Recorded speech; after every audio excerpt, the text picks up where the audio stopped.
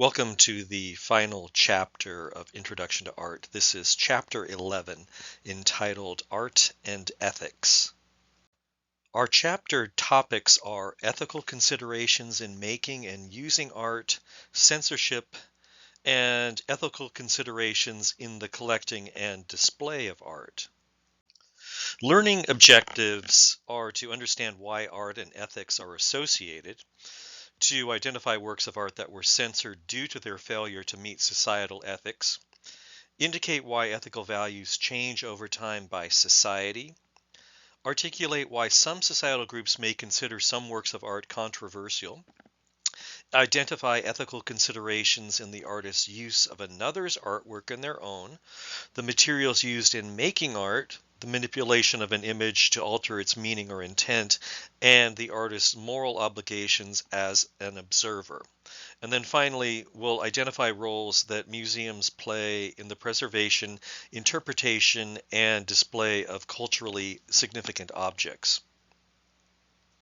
First, let's explore ethical considerations in making and using art. And some of these considerations are appropriation, the use of materials, digital manipulation, and the artist's role as an observer of the world. I'll give just a brief overview here, but this is Sherry Levine's After Walker Evans 4, and it's actually a photograph of a photograph of a photograph, if that makes sense. Our book goes into great deal regarding Levine's process, but the question is, what's her legitimate right in using another artist's work? Notice that she's borrowing from Walker Evans, but she's also attributing her work to his. So it's not really strict plagiarism, since she is acknowledging the borrowing, and in a way, the work of art is about the borrowing of somebody else's work. You can decide for yourself how legitimate do you think Levine's process is. Here we have an image that is actually not in our textbook.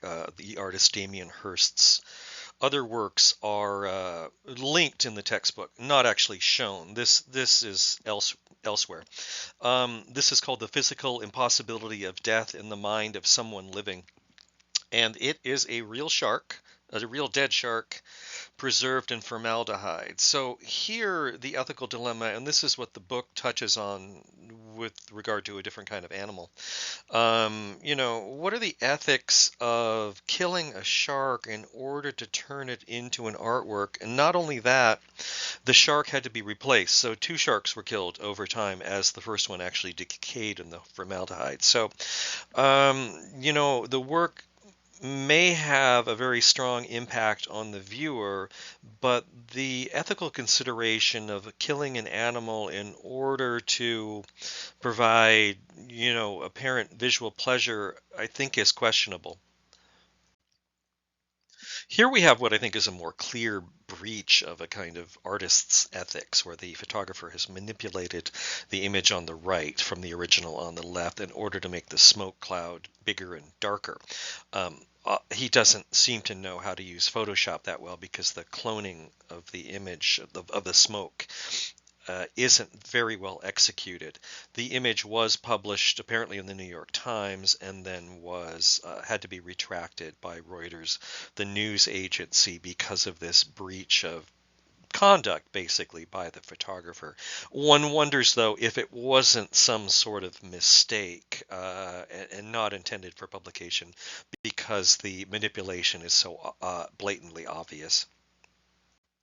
Here we come to an image that our textbook treats as being more morally ambiguous because of the photographer's lack of intervention during the struggle that this little girl is having, crawling toward a refugee center in the Sudan with this vulture watching her. The photographer did apparently chase the vulture away later, but didn't do any further render any further assistance to the little girl.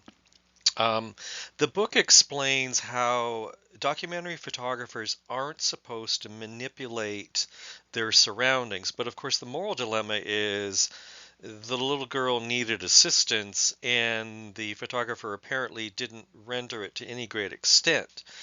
And the photographer took his own life about 3 months later, apparently as a result of this sort of moral dilemma that he ran into. Next, we turn to censorship and who actually gets to decide what is acceptable. This is Michelangelo's The Last Judgment, which is on the wall behind the altar in the Pope's chapel. He's famous, of course, for painting the ceiling of the Sistine Chapel. And in this Last Judgment scene, originally the figures many of them were naked, as they are shown here. This is apparently a more recent restoration. What happened was, after Michelangelo's death, there was a drive in the Roman Catholic Church to sort of cut down on the excesses that the Protestant Reformation had exposed in the Catholic Church, or made people more aware of.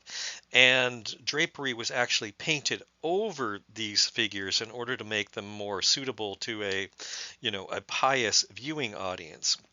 Um, this seems sort of laughable in some ways, but of course we see this played out more recently in the news regarding images of Michelangelo's sculpture David. Now let's talk a little bit about the ethical considerations in collecting and displaying works of art. And these are collecting and holding, displaying, property rights, copyright, and the First Amendment. This photograph shows a U.S. soldier, I believe in 1945, guarding German loot stored in a church in Bavaria. The Nazis plundered quite a bit of art. They both censored a lot of it and then stole a lot of it from other parts of Europe and also within Germany itself. This was made famous or the rescue of these works of art was made famous in the movie The Monuments Men, which I think was about 15 years ago. At first glance, this image is sort of hard to read because you have the shiny silver service and something dark and blackened in the front, and that's a slave shackle in the front, the lower center of the image. And the guest curator, Fred Wilson, he just juxtaposed these images and allowed the viewer to make their own interpretation. In other words, it wasn't pointed out that the work of the slaves was directly responsible for the wealth of the slave owners, but that is the implication that he wants us to see. And finally, our book breezes over this rather quickly, leaving out certain parts of the convoluted story. But basically, this is Shepard Fairey's poster of Barack Obama, and Fairey basically did not have the rights to use the photographic image. What the book doesn't talk about is that he lied about it, and that was part of the settlement. This never went to court. Fairey claimed that this was fair use in order to make the poster. But the question is, what are the limits of the First Amendment and our right to the fair use of somebody else's work? In Fairey's case, it was convoluted because of he basically perjured himself by saying that he had the rights to the image, or I think he said that he was using a different image. Turned out that he wasn't, and that he never had the rights to use the image, and it was resolved out of court.